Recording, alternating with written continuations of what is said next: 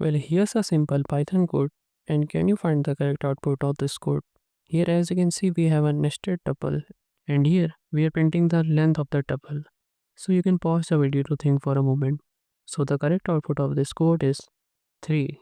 Well, if you didn't understand this, let me explain.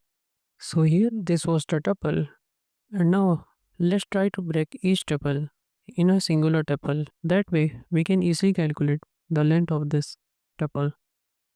So here we have got the first tuple. Let's say it is t1, and t1 is equal to a and 1. Here this is another tuple. Let's say it is t2.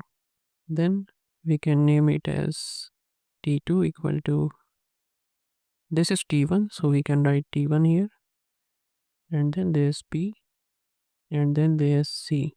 And now this part is completed, so this much part is t3.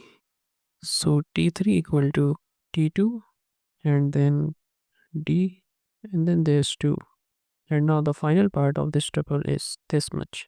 So the main tuple will become t3, e, and 3. So the length of this tuple will be 3, which explains the output.